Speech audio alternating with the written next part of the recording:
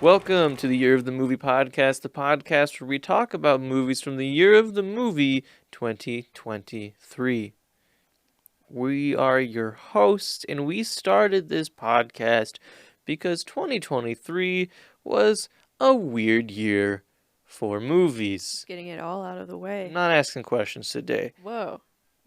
You had 65, 80 for Brady, Whoa. Cocaine Bear, but then you had the big successful, actually good movies, You did. 65, 80 for Brady.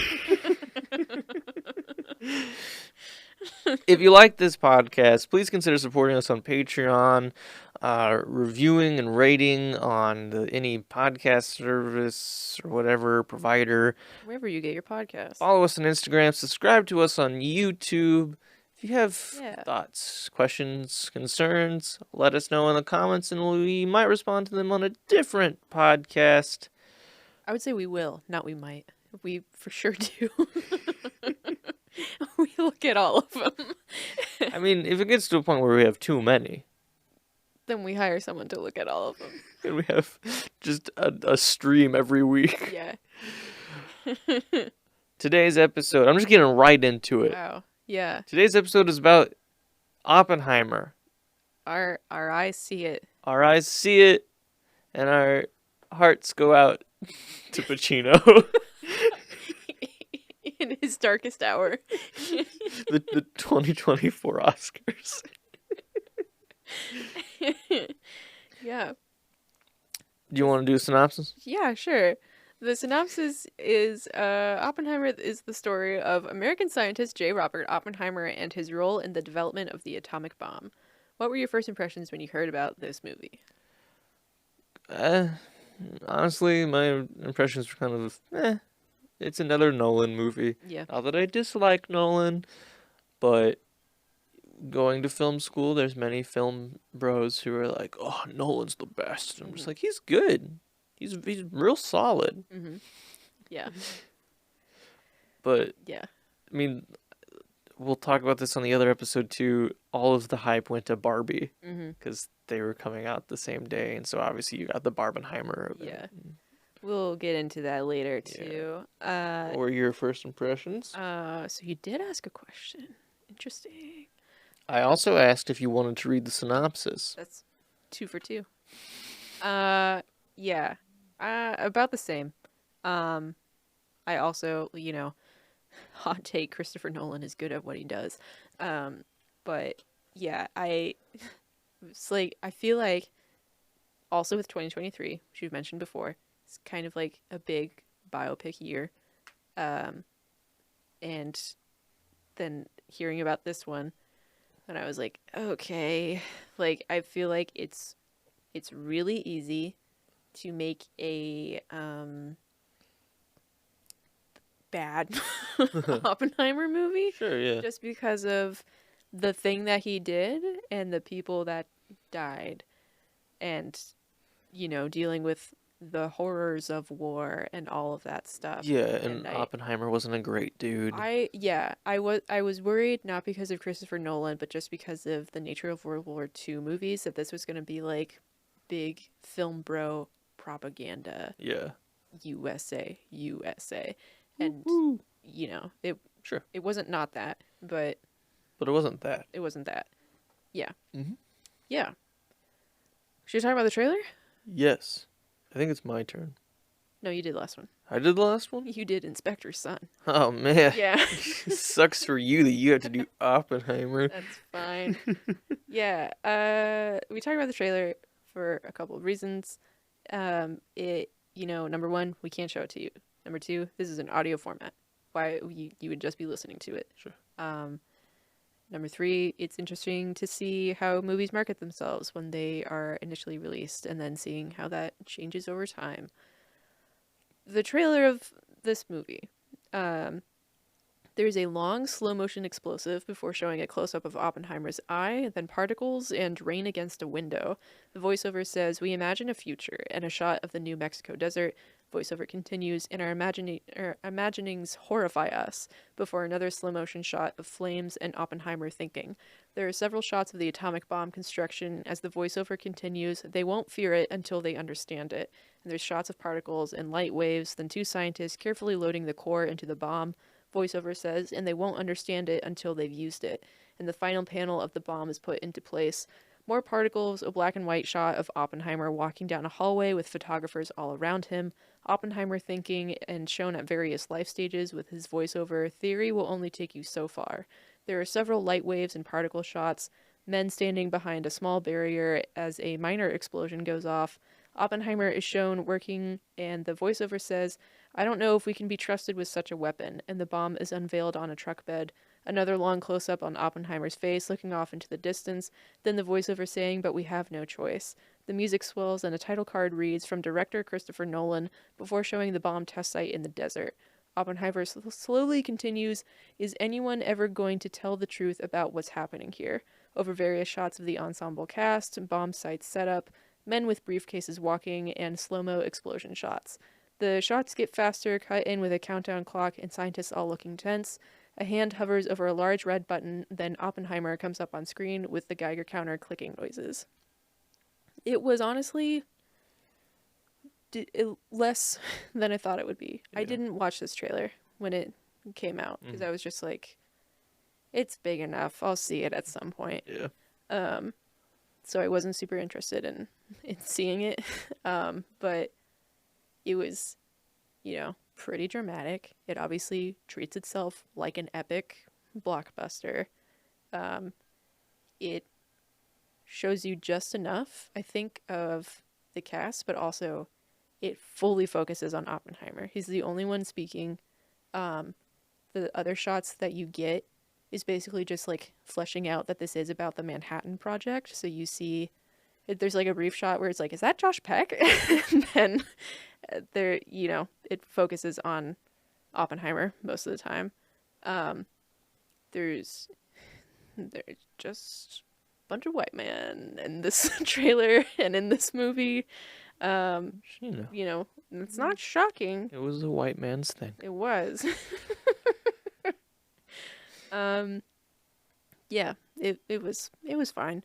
The trailer for this released on July 28th, 2022, and it also featured a live countdown to 5:29 a.m. on July 16th, 2023, which was the 78th anniversary of the first detonation of an atomic weapon.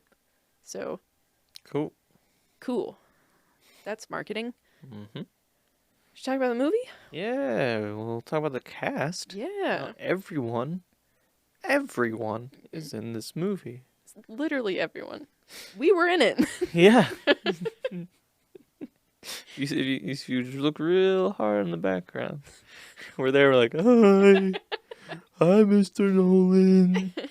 We like movies. He kept doing a shooing motion at us. Yeah, and because it was shot in IMAX 75mm or whatever, you can see us crystal clear, even though we're far in the background.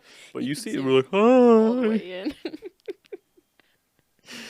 Yeah, the cast. Mm-hmm. Cillian Murphy. Mm-hmm. J. Robert Oppenheimer. Uh-huh. I'm reading this like the Oscars. I noticed. Emily Blunt. Emily Blunt as Kitty Oppenheimer. Matt Damon, Leslie Groves. Robert Downey Jr. as Louis Strauss. Josh Hartnett as Ernest Lawrence.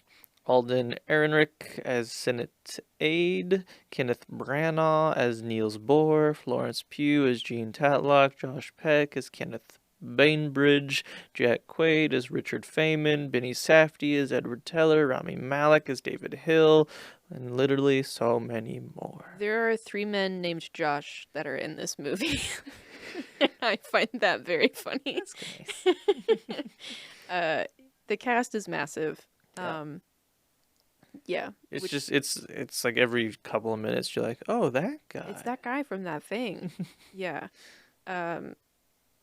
Yeah, the cast is massive. If you can think of a guy, he's probably in this movie. There's a Skarsgård in this movie. I don't remember which one, but one of them is in it. Really? Yeah, Gustav. He's the lesser known one. So. Gustav. Yeah. Yeah. Cast, pretty solid. besides the Oscars that prove that, Yeah. it's a pretty solid cast anyway. Yeah. Yeah, Rami Malek is truly kind of a cameo. Yeah, Rami Malek's character is the funniest. Let's just spoilers at this point. Sorry, we're not talking about non-spoilers. It's Oppenheimer, Yeah, one of it's the biggest movies of 2023, and it's also based on historical events. So, spoilers for 1940s. Rami Malek's character pops up a few times throughout the movie and never says anything until the very end, where he says quite a bit. Yeah. But it is just like every time, he's just like, He's just there, and he's trying to get Oppenheimer to sign this petition. So every time he's there, he's just shoving a clipboard. not and saying anything. Someone else is talking, and Yeah. it's just Rami He's Malek. just very slowly pushing it towards Cillian Murphy's face, and then they're just like, "No, get out of here!" Yeah. So it is very funny that you have Rami Malek, Oscar winner. Oscar winner, one of the most recognizable actors on the planet, in a cameo, just there. Yeah.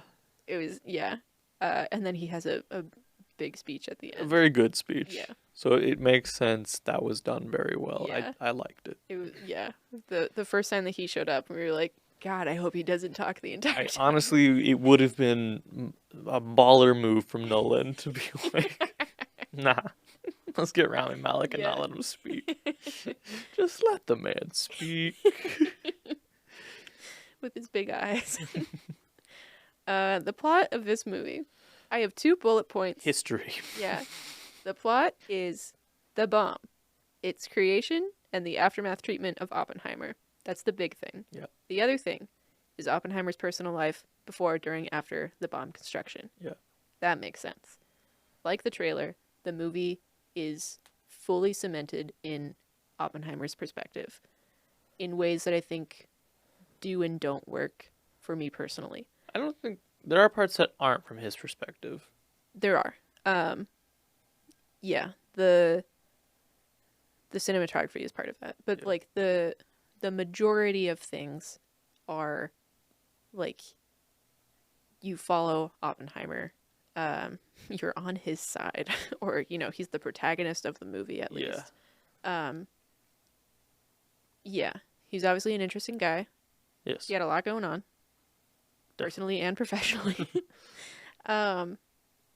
Yeah, there's just some things that so from everything that I've been reading, then Nolan's intention was fully to get everything at he wanted it to be a subjective experience of Oppenheimer and how Oppenheimer sees the world and his experience being put in this impossible situation. There are some things that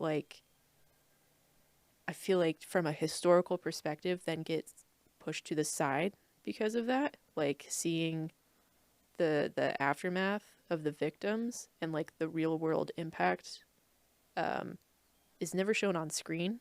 You see Oppenheimer being shown photos of the bombing, but you never see the pictures really. The people that were impacted by the test site at New Mexico, that's never even brought up. So that's the stuff that I feel like I'm not surprised that it's not addressed in this movie, but also we're in the 2020s. You can mention that there are other gray areas of these historical events and historical figures if you're going to make a biopic about them. Yeah, I do think though the movie was already really long.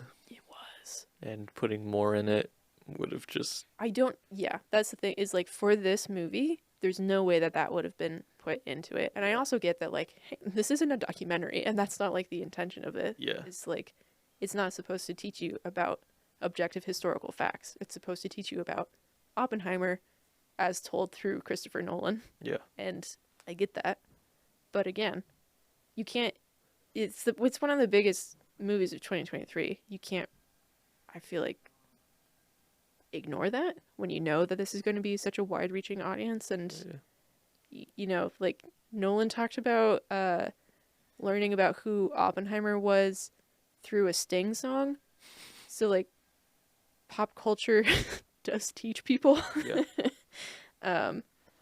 Yeah, that's just always a issue that I have with. I don't think you can make a perfect historical movie. Basically, that's an issue that I have with almost every historical movie. It's just like, eh, it's always going to be subjective, and I'm never going to be fully happy with it, and like that's fine. Mm-hmm. Anyway, anything specific about the plot or scenes that stuck out to you? You want to talk about? I don't think so. Okay, that's the end of this episode. See you guys next week on You're the Movie Podcast. Mm-hmm. No, there's nothing really like in the plot or the scenes. I don't know, like the plot other than it being non-linear, I guess. This is a non-linear story. But you can just say this is a Nolan story. Yeah, this is his timeline. Yeah, so the non-linear stuff, I think, again, does and does not work. If you're trying to tell all about Oppenheimer, yeah, it makes sense also for this type of story to tell it more thematically than chronologically. Of like these are the repeating elements that keep coming up in his life, and like the repeating figures that keep coming up. So I get that. That's fine, I think. Yeah, I just thought that there were some scenes that like I don't want to say I was confused when it did a time jump, Mm-hmm. but it was just like a little, I don't know. Obviously, it's a Nolan movie. You have to pay attention. This isn't a movie that you can just put on in the background and be like, "Oh, I see what's happening." Yeah. And I don't think a filmmaker should dumb down for their audience. They should make what they want to make. Mm-hmm. But there were just some times where it was just like, because sometimes it would go from like black and white to color, and you could be like, "Okay, this is a time jump." Yeah.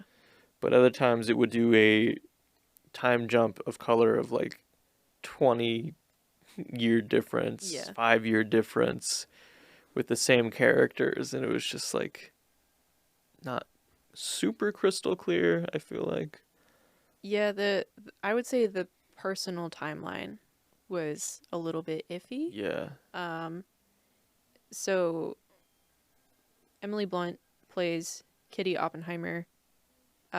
She is a former communist. This is her second or third, I think her third marriage. Third, yeah. I think the first one died. The first guy died, the other one was a communist, and then Oppenheimer.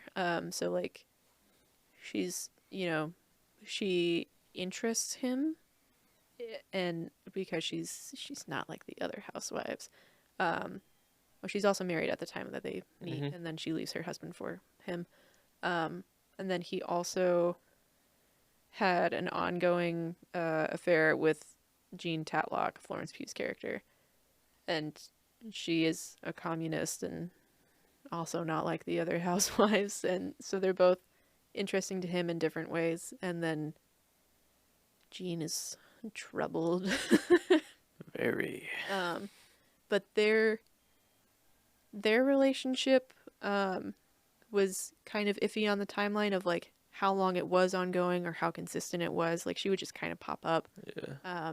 And it was also interesting just like because I didn't do much research.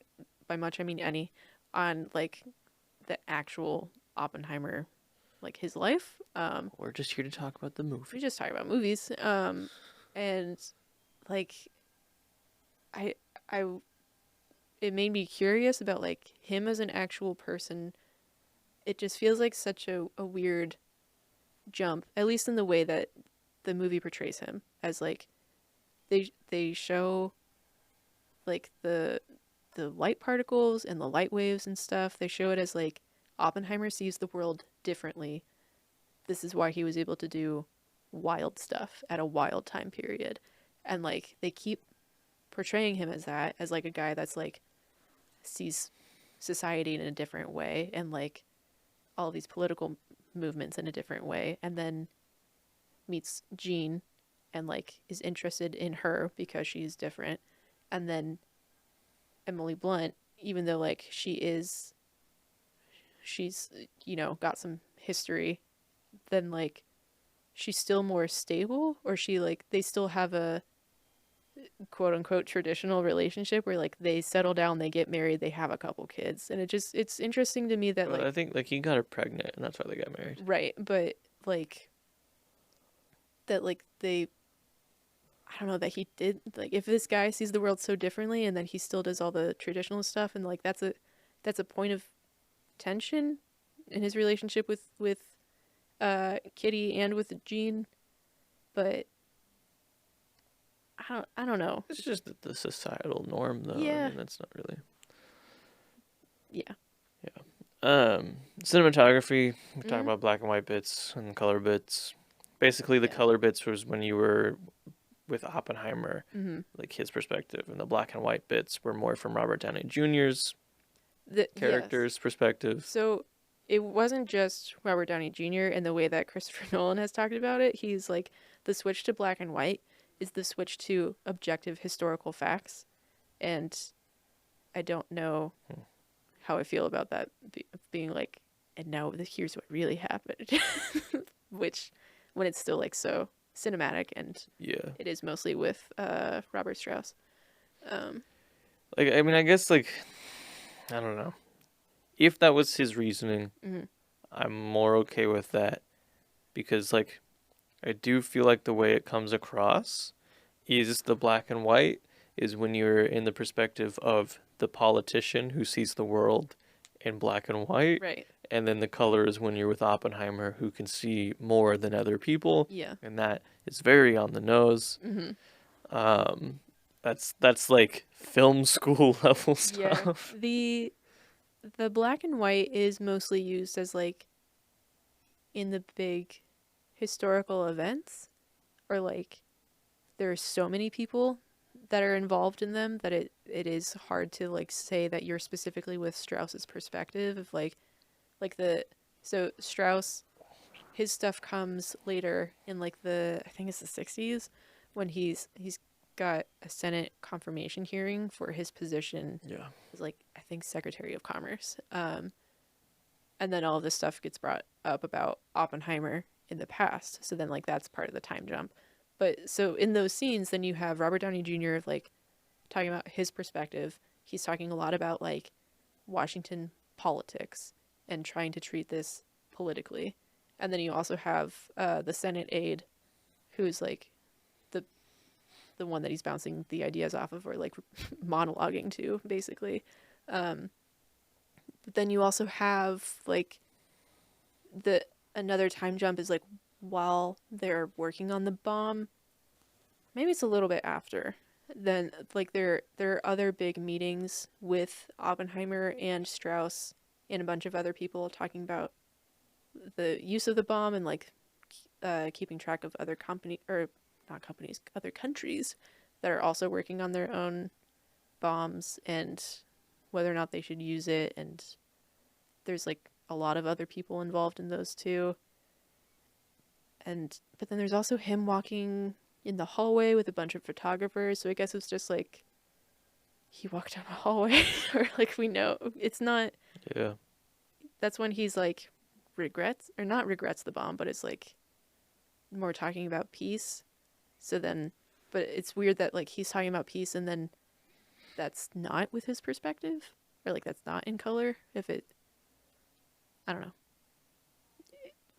Interesting. Black and white and color. Yeah. And this one best cinematography. Mm-hmm. Yeah. I'm not saying it didn't, because it was good. Mm-hmm. I just really didn't like the guy's speech, Yes. Yeah. which I think we talked about on our Oscars episode. We did. But basically, he was just like, "Hey kids, don't forget about film." Celluloid. And it's just like, yeah, man, Yeah. because he was just like, "Go out and try it." And I'm just like, it's really expensive. Yeah. Like, I'm not going to do that.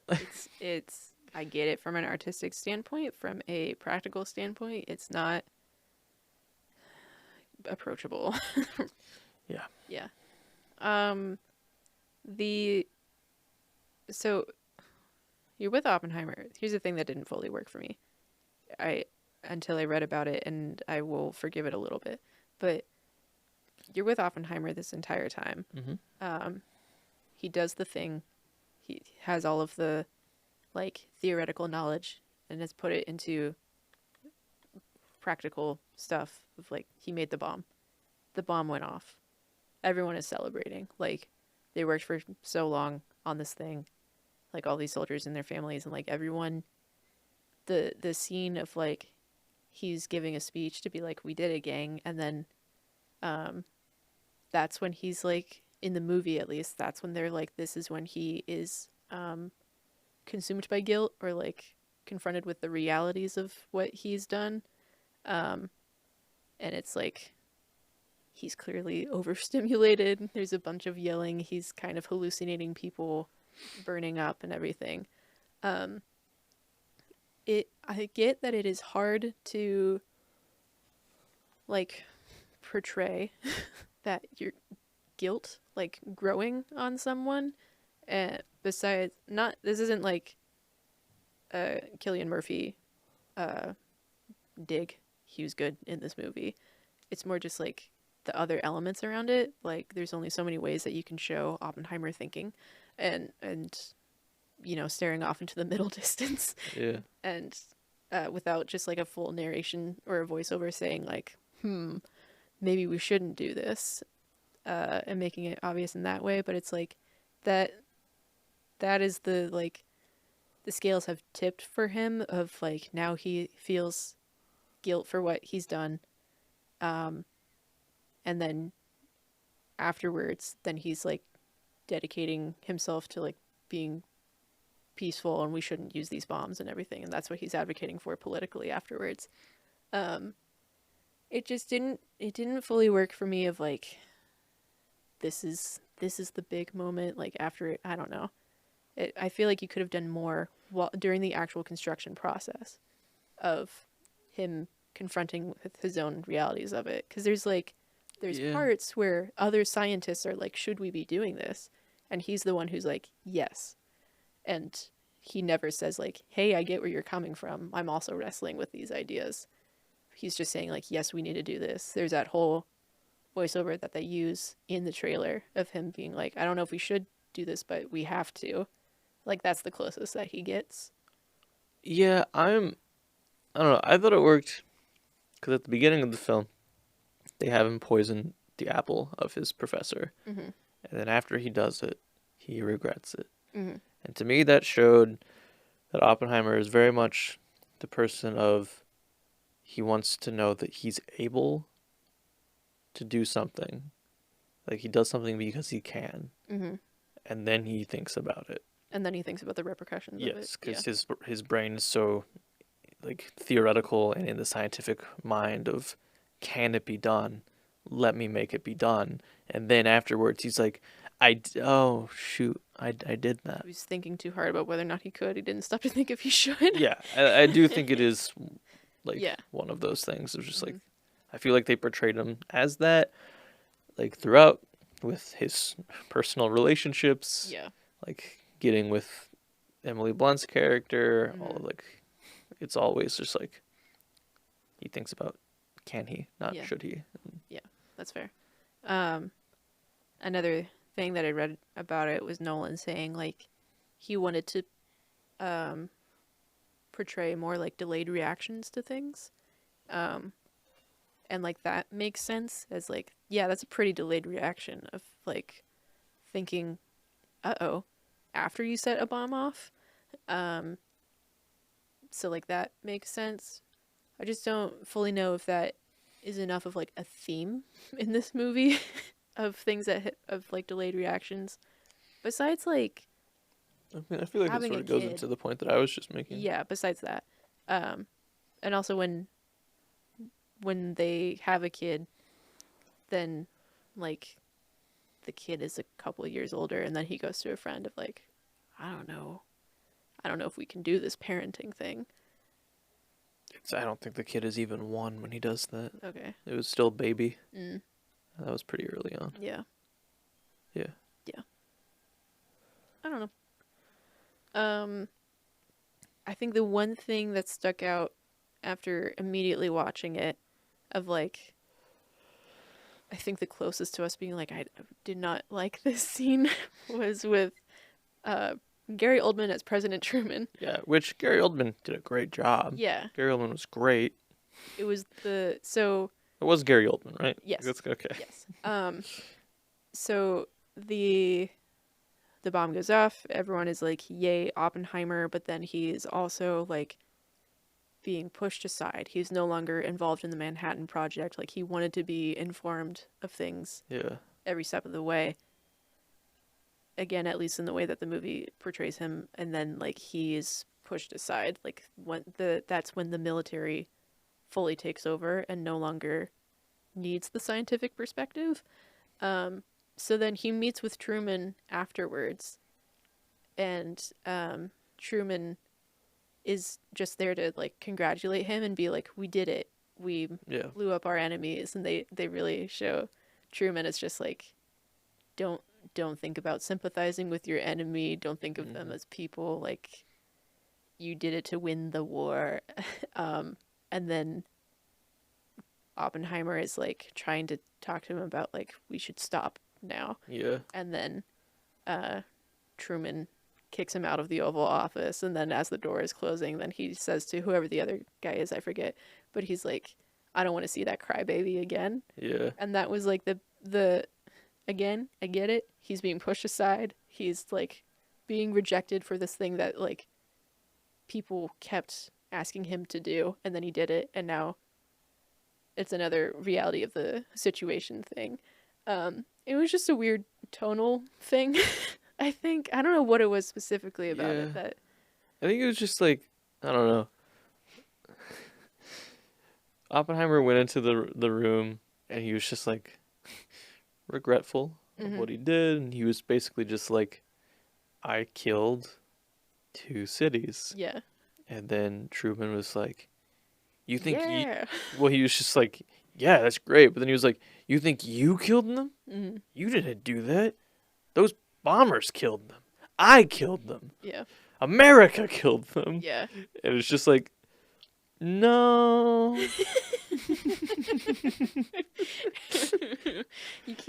You can't put him on the cover of a magazine and say that he's the father of the atomic bomb and then also be like, this isn't your fault. Like, I think it's less of a problem with the scene, I guess, and more of just like a problem with Truman? Yeah. Yeah. It was just like, it was gross. Yeah, it was Not in a grotesque way, but it was just like, it felt icky. Yeah. Yeah, and watching it, I wasn't sure if it was like because of the historical ickiness or if it was something about the scene exactly. And that to me makes it like, that scene to me is what really solidified that we are supposed to be on Oppenheimer's side. Oh, that this wasn't like a morally gray character, that it was like no, this is the capital P protagonist. Yeah. Yeah. That's fair. Apparently Truman did call Oppenheimer a crybaby, but not to his face. It was in a letter, and it was like months after they met, and it was to someone else. So there are some historical liberties. I'm shocked. Anything else about the movie before we get into production facts? I don't think so. Cool. Production facts. Oh, cool. I've got so many because, again, it's a big movie. People wrote a lot about it. Sure. So this was released it had a world premiere at Les Grands Rex. Sorry, I was looking It's at French. something else. The Big Rex. Sure, yeah. In Paris, July 11th, 2023. It had a British premiere at the Odeon Lux Leicester Square in London, July 13th, and then an American premiere at the AMC Lincoln Square 13 in New York City on July 17th. The theatrical release was on July 21st, 2023, famously released alongside Barbie. And the stars left the London premiere early due to the SAG-AFTRA strike going into effect, and then the red carpet event was canceled for the New York premiere. SAG-AFTRA President Fran Drescher said that she thought studios duped the union with their talk extension so that they could continue to promote the big summer movies, including Barbie and Oppenheimer. Um, and then the film was delayed to release in Japan until 8 months later. And then Universal's Japan distributor decided not to release the film, so it was released instead by an independent distributor, Bitter's End, and then it was rated as the country's highest-grossing foreign film after making $2.5 million in 3 days. So there was some controversy about it being released in Japan. Shockingly, it has a 3-hour runtime, and it's rated R. Watching it, it's really fast-paced.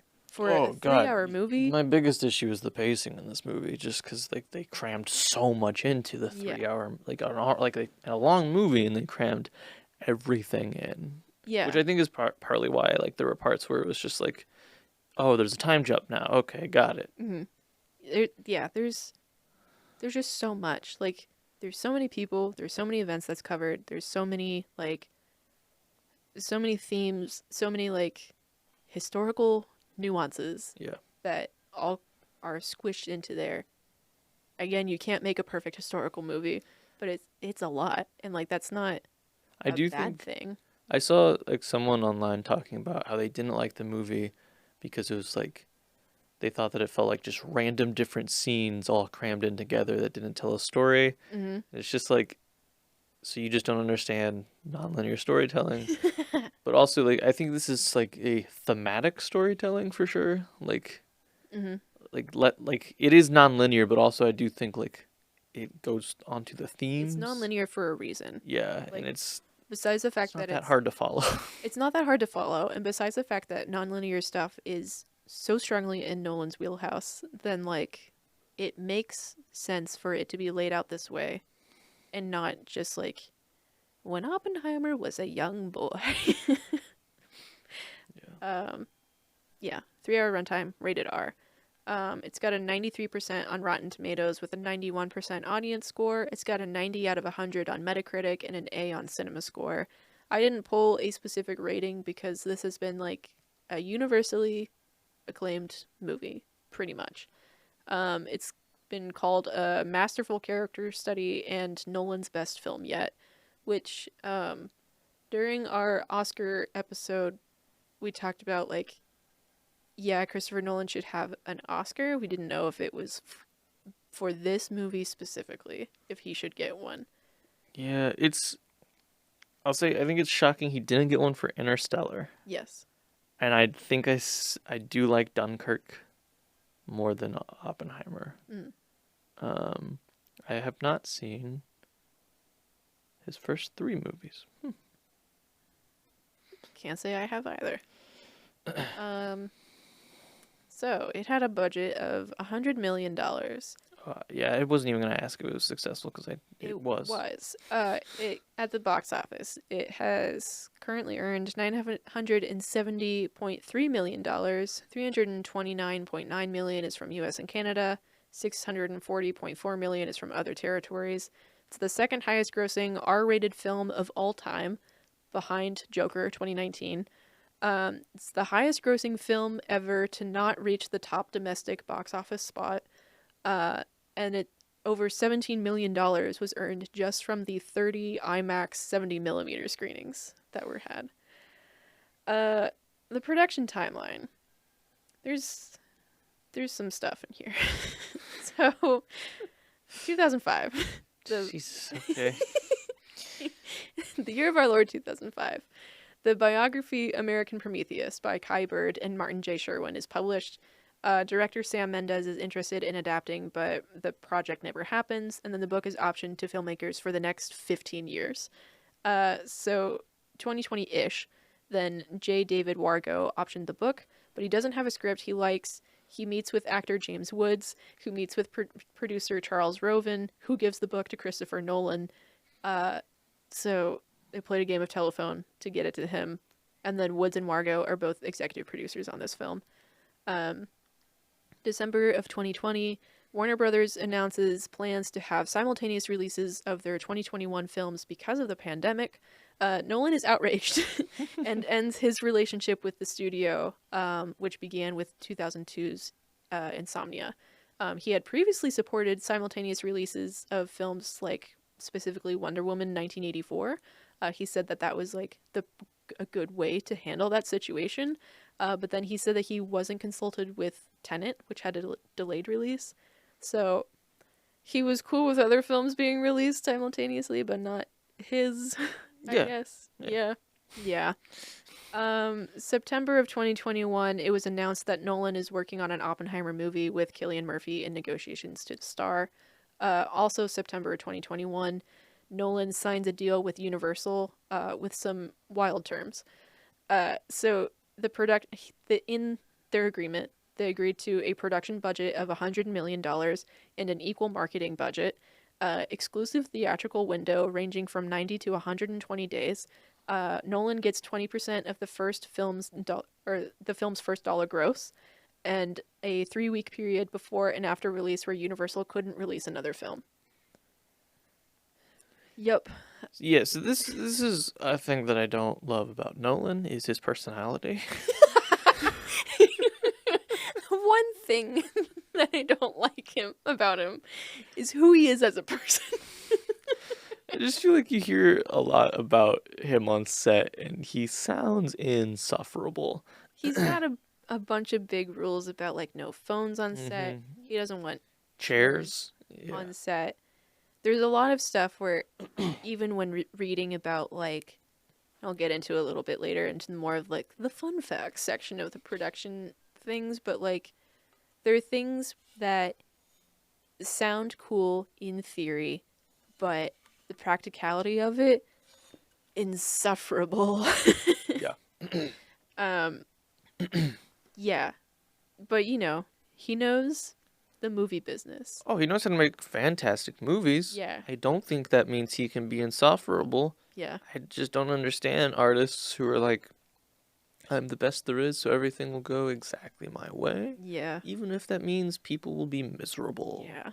The first dollar gross thing is a smart move that I know like happens sometimes. It basically means like as soon as the movie starts making money at the box office, then he started getting that money. It wasn't like once the studio makes a profit, then he gets money from that, which is what most deals are. Then it was like he gets 20% of that whatever 970 million. Sure. Yeah. Whatever. Good for him. So writing the script only took a few months after he finished Tenet, apparently, because Nolan had been thinking of an Oppenheimer story for about 20 years. He, again, learned about who Oppenheimer was from a Sting song, and then had just like been interested in who he was as a historical figure. You know, he did Dunkirk, so like he's done big war movies. Knew of Oppenheimer, was interested in that perspective, and then apparently at some point during Tenet filming, then Robert Pattinson gave him a book of Oppenheimer speeches, so that was just like a further thing that cemented like he wanted to do something about this guy, and then he did. And then February 28th of 2022, principal photography begins at Ghost Ranch in New Mexico. The shooting schedule is compressed from the original 85 days to 57 due to budget constraints. You have $100 million and you still have to deal with budget constraints. That's wild to me. I mean, with this movie, yeah. And then I loved the way that Wikipedia phrased this of saying that, so Nolan went on a research trip to Los Alamos, and then he realized that Los Alamos had changed since the 1940s. And suddenly, the plan to do the exterior shots in Los Alamos didn't make sense anymore because they had things like a Starbucks on the main street. He just assumed that was just the way that it was phrased. So they had to shift the plan, and they shifted the plan to towns change within 10 years. Decades. Yeah. So they shifted the plan and constructed a town on Ghost Ranch over 3 months to use for 6 days of shooting. Just for the exteriors, they still used historical buildings for the interiors.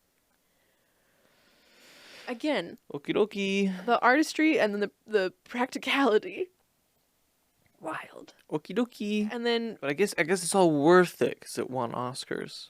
yeah, May 2nd, 2022, filming is wrapped. Awards. It's won some. On IMDb, it's listed as having 344 wins with 358 nominations total. We're not going to go through all of them. Hilarious to me, though, that 14 people were like, no. No. You know. Yeah. No. Yeah. So it had 13 Oscar nominations, and then it won for Best Picture, Best Director, Best Actor for Cillian Murphy, Best Supporting Actor for Robert Downey Jr., Best Cinematography, Best Editing, and Best Original Score. For all of those recipients, except for Ludwig Göransson with Best Original Score, then those are all their first Oscar wins. Most of them have been nominated before. And then 8 Golden Globe nominations, and it won for Original Score, Best Actor for Murphy, Best Supporting Actor for Robert Downey Jr., Best Director, Best Motion Picture, Drama. 13 BAFTA nominations, it won for Best Film, Director, Leading Actor, Supporting Actor, Cinematography, Editing, Original Score, and then it won a Grammy for Best Score Soundtrack for Visual Media. So, like, the big topics of directing the movie in general, and then cinematography and score have all been highlighted over and over again. And Cillian Murphy and Robert Downey Jr. Emily Blunt, for sure, was nominated for a bunch of awards too. I think Florence Pugh was. Yeah, but they, from what I saw, most of the times, then it was only nominations and not wins.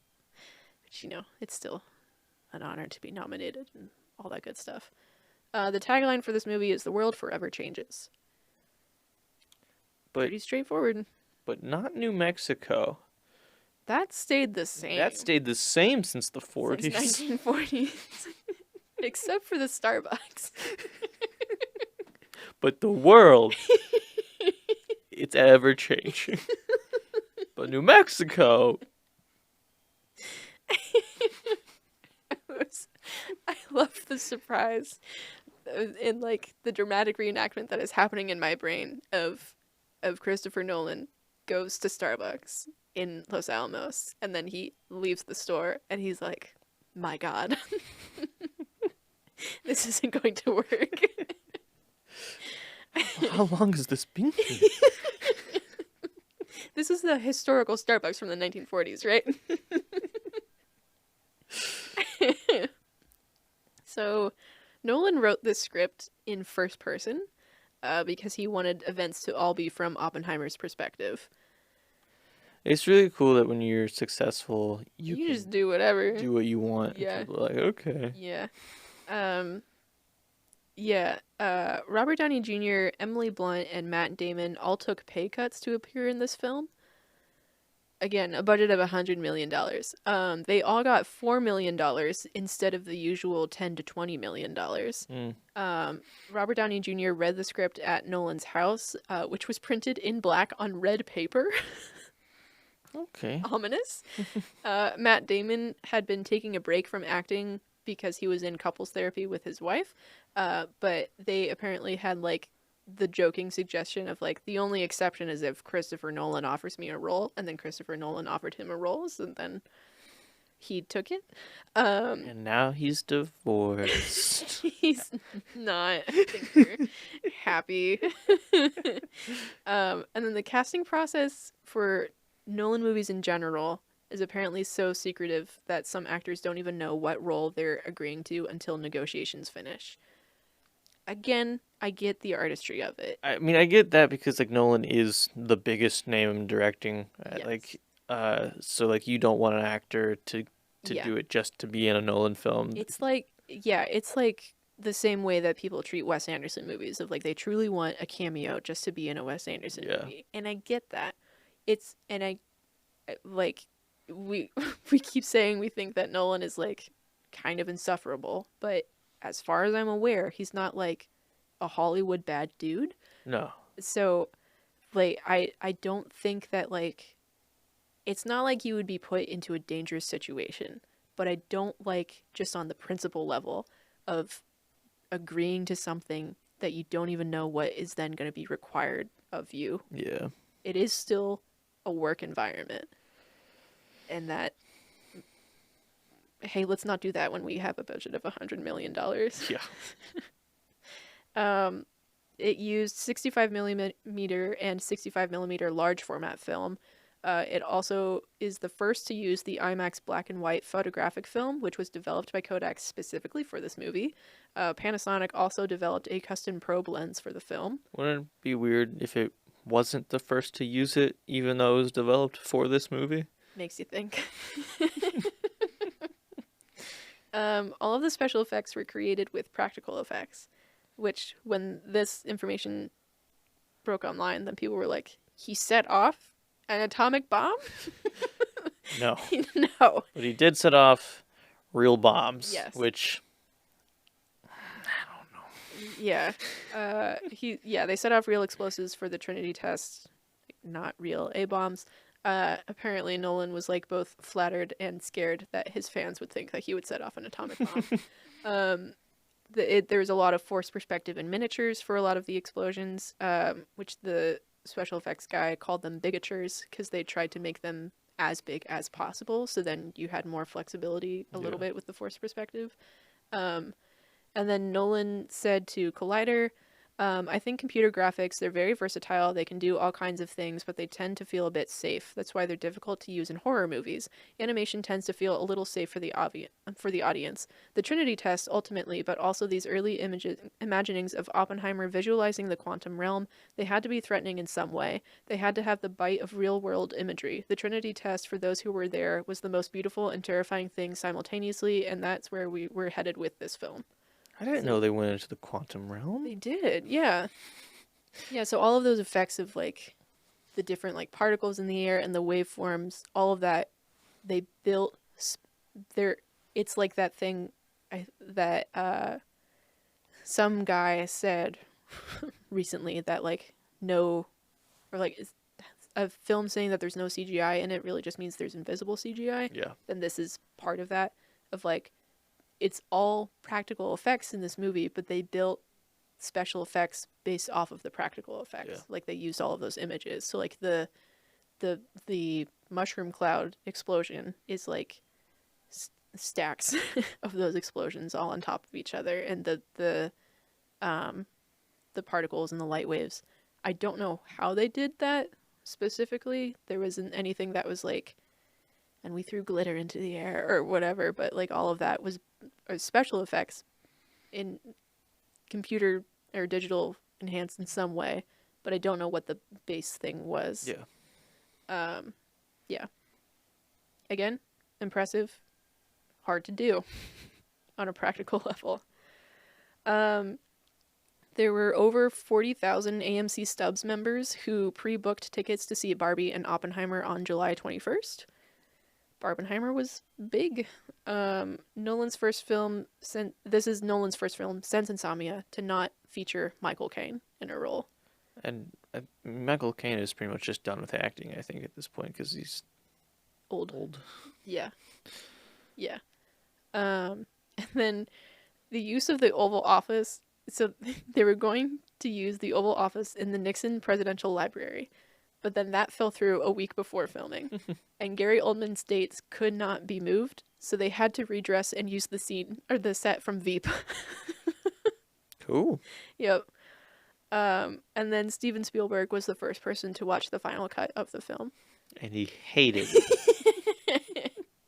He watched the 70 millimeter print, and then apparently Nolan wasn't supposed to watch or like be in the room with Steven Spielberg, but he just watched Spielberg watch his movie.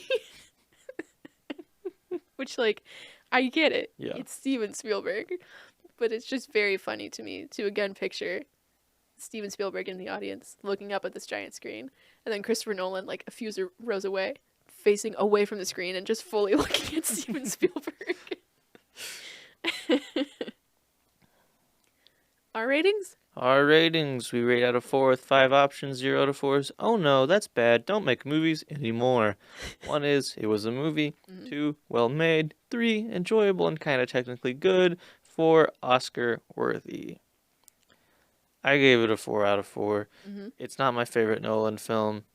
I don't know if it deserved Best Director above the other ones that were up this year. I think he should have gotten Best Director earlier on. But it was still, like, you watch this movie and you're like, yeah, I get why this is an Oscar movie. Yeah. So, I kept going back on giving it a 3 or a 4. And I'm going to do 3, so then our average is 3.5. And I feel like that is fair for how I feel about this movie. It's good on a technical level. Everything about it is like obviously super thought out, and people enjoyed this movie and everything. It's just something about it that I can't fully articulate is not. I think there are more satisfying movies out there when we watched it, and not even because of the length, but just like once it ended, then we were just kind of like, all right, we saw it, and I had more positive reactions to other movies that came out this year instead, or last year. yeah. So 3 out of 4. Average 3.5. Great. Other things that we've watched recently, nothing together. I watched Code 8 Part 2, which is a Netflix movie starring Stephen Amell and Robbie Amell. And it's sort of a sci-fi powered individuals movie. It's gritty. The first one was pretty good. I don't super remember all of it, but I remember liking it. And the second one just came out recently, so I watched that on Netflix, and I thought it was pretty solid. I felt like they did a good job of you didn't really need the first one to fully know what was going on in the second one. Do you know when the first one came out? Within the last 5 years. I want to say 2019, but I could be wrong. Cool. Yeah. Nice. Yeah, I haven't watched anything that hasn't been for this podcast recently. But it's just thinking about we're a little ways into 2024 now. If there are any 2024 movies we're looking forward to, a goofy one that I will watch. I won't. Is Trap? No, I will not be watching that. That trailer looked awful. It looks so bad, and I am fully recognized. It looks like it could possibly be one of M. Night's worst movies. I fully recognize the way that M. Night Shyamalan is, but I will watch it because I am fascinated how he has to have highs and lows every single release. It's just up and down. I'm looking for the Deadpool Wolverine movie and that Henry Cavill. Oh, Ungentlemanly Warfare. Yeah. That one.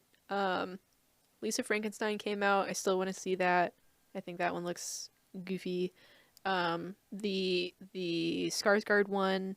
Oh, that just came out. Yeah. Boy's World or whatever. Yeah. And I'm interested in Monkey Man. Oh yeah. Because it is his Dev Patel. Yep. It's his. He also directed it, yep. so I'm interested to see what that is like. I also want to see that sad-looking movie with Julia Louis-Dreyfus and the talking bird. Oh yeah. It's called Tuesday or something. Yeah.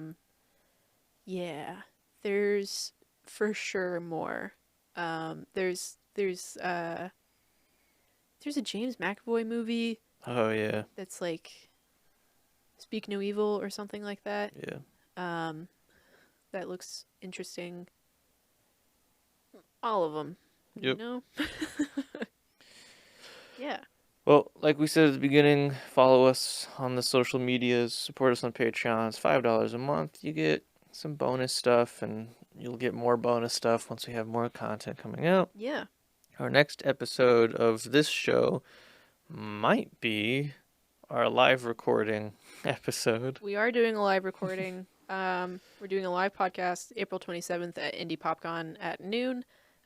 So if you're at Indie PopCon, come on down at noon to the exhibition hall. We'll be there. Yeah. Yeah, so just truly depending on like the logistics of that, we may or may not post that as our next episode. Yeah. We'll see. Yep. Yeah. Otherwise, leave questions, comments, and we'll respond later. And we will see you next week. Bye.